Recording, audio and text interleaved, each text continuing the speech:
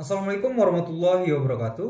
Halo teman-teman semua, pada kesempatan kali ini kita akan membagikan cara membuat paket PPP di layanan Mix Radius. Sebelum kita melakukan pembuatan paket PPP di layanan Mix Radius, ada beberapa syarat yang harus terpenuhi. Yang pertama, kita telah melakukan integrasi perangkat router Mikrotik terhadap layanan Mix Radius. Dan jika teman-teman belum melakukan integrasi perangkat router Mikrotik terhadap layanan Mix Radius, kami rekomendasikan teman-teman menonton terlebih dahulu video kita dengan judul cara melakukan integrasi atau menghubungkan perangkat router Mikrotik ke layanan Mix Radius. Yang kedua, kita telah membuat sebuah profil manajemen bandwidth. Dan bagi teman-teman yang belum melakukan pembuatan profil manajemen bandwidth, disarankan teman-teman menonton terlebih dahulu cara video kita dengan judul cara membuat atau menambahkan profil manajemen bandwidth di layanan Mix Radius. Yang ketiga, kita telah membuat sebuah grup profil PPP. Dan bagi teman-teman yang belum melakukan pembuatan grup profil PPP, disarankan teman-teman menonton terlebih dahulu video kita dengan judul cara membuat grup profil PPP di layanan Mix Radius. Jika semua syarat telah dipenuhi, kita langsung saja menuju langkah-langkah pembuatan paket PPP di layanan Mix Radius. Yang pertama, teman-teman bisa buka kembali untuk layanan Mix Radiusnya. Kemudian pada menu dashboard, teman-teman bisa klik pada menu profil paket, kemudian profil PPP. Nah, di sini teman-teman bisa klik button manajemen paket, kemudian buat profil baru. Berikutnya, pada form nama, teman-teman dapat menginputkan nama profil PPP yang akan kita buat. Namun, direkomendasikan teman-teman menggunakan nama sesuai dengan bandwidth yang diberikan. Nah, misalkan di sini kita berikan nama PH1 10 Mbps. Berikutnya, pada form owner data, teman-teman dapat menentukan kepemilikan dari profil PPP yang akan kita buat. Nah, misalkan di sini kita pilih user reseller A dengan status reseller atau operator. Maka nantinya user reseller B dengan status reseller atau operator tidak akan dapat mengakses profil PPP yang akan kita buat. Begitupun sebaliknya. Namun, jika kita memilih user dengan status administrator, maka di sini akan muncul sebuah opsi, yaitu dapat diakses oleh operator atau reseller.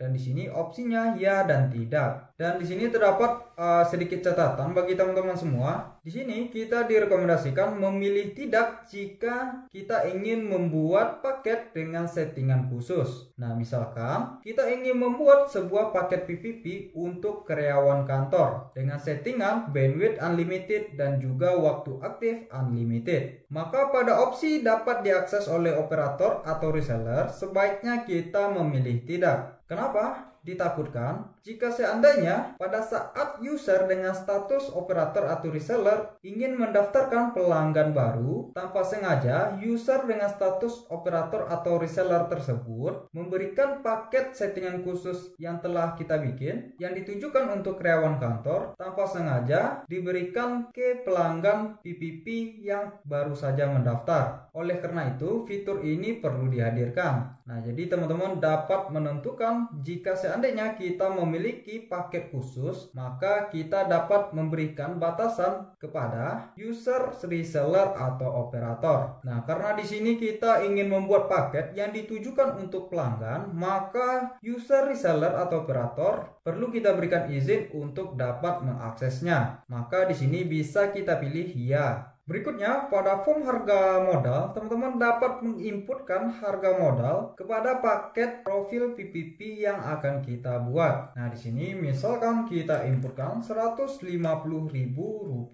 Dengan catatan, kita tidak boleh menggunakan pemisah ribuan seperti titik maupun koma. Nah, jadi pada saat kita menginputkan harga jual, kita tidak boleh menggunakan pemisah ribuan seperti titik ataupun koma. Berikutnya, pada form harga jual, teman-teman dapat menginputkan harga jual yang nantinya akan kita berikan terhadap pelanggan. Nah, misalkan di sini kita inputkan 180.000. Nah, sama seperti harga modal, di sini kita tidak boleh menggunakan pemisah ribuan seperti titik maupun koma. Mengenai harga modal dan harga jual, di sini terdapat sedikit catatan. Jadi pada form harga modal dan harga jual kita tidak boleh menggunakan pemisah ribuan seperti titik maupun koma. Kemudian pada harga jual sendiri tidak boleh lebih kecil daripada harga modal. Nah, jadi bisa diperhatikan di sini teman-teman, pada form harga jual untuk nominalnya tidak boleh kecil dari harga modal. Kemudian di sini juga terdapat keterangan harga jual sama dengan harga modal plus fee reseller. Nah, maksudnya bagaimana? Nah, jadi misalkan seperti ini. Di sini kita memberikan harga modal yaitu sebesar Rp150.000. Kemudian untuk harga jual kita berikan nominal sebesar Rp180.000. Maka selisih dari harga modal dan harga jual akan diberikan sebagai fee untuk user reseller. Nah, jadi misalkan harga jualnya Rp180.000,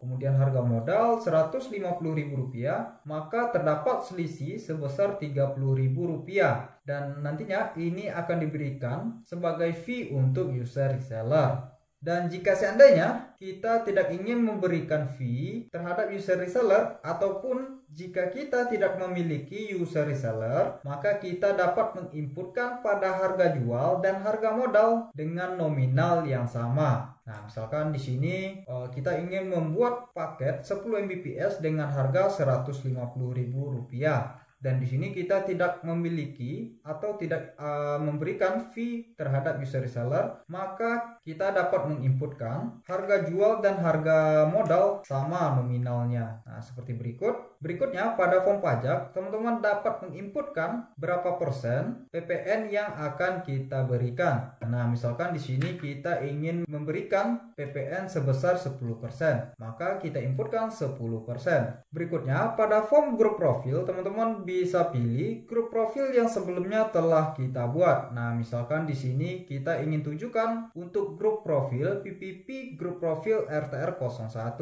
Nah, jadi di sini kita pilih grup profilnya. Kemudian pada form bandwidth, teman-teman dapat menentukan berapa bandwidth yang akan kita berikan. Nah, karena di sini kita ingin membuat paket PH1 untuk 10 Mbps, maka pada profil bandwidth kita pilih 10 Mbps. Berikutnya, pada form burst limit, teman-teman dapat menentukan settingan burst limit yang akan kita berikan terhadap profil PPP yang akan kita buat. Nah, di sini direkomendasikan teman-teman menggunakan settingan burst limit yang telah disediakan oleh layanan MixRadius. Nah, caranya teman-teman bisa klik untuk rekomendasi settingan burst limitnya. Nah, sampai muncul auto generate tercopy. Nah, kemudian teman-teman bisa pastikan pada form burst limit. Teman-teman juga dapat mengklik button panduan dasar. Nah, di sini terdapat referensi dan juga keterangan mengenai settingan burst limit. Berikutnya, pada form masa aktif, teman-teman dapat menentukan masa aktif dari profil PPP yang akan kita buat. Nah, misalkan di sini kita ingin membuat profil PPP untuk masa aktif 1 bulan, maka pada masa aktif kita inputkan 1.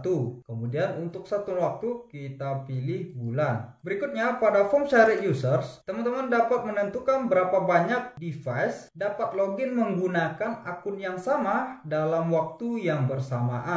Nah, di sini kita inputkan saja 1. Berikutnya pada form prioritas, teman-teman dapat menentukan berapa nilai dari prioritas pada simple queue. Nah, semakin kecil angka priority, maka semakin besar prioritas alokasi bandwidth di simple queue MikroTik. Nah, di sini kita pilih saja default. Kemudian pada periode login, teman-teman dapat menentukan pada hari apa saja user PPP yang menggunakan paket profil PPP yang akan kita buat dapat mengakses layanan internet. Nah, misalkan di sini kita ingin user hanya dapat mengakses layanan internet pada hari tertentu, maka teman-teman dapat mencentang pada hari tersebut. Namun di sini kita ingin user atau pelanggan PPP dapat mengakses layanan internet setiap hari, maka kita pilih setiap hari. Berikutnya pada form jam, teman-teman dapat menentukan dari jam berapa sampai jam berapa user PPP yang menggunakan profil yang akan kita buat dapat mengakses layanan internet. Secara default ini 24 jam. Nah, jika telah selesai, maka teman-teman bisa klik button buat profil baru. Maka di sini akan muncul profil PPP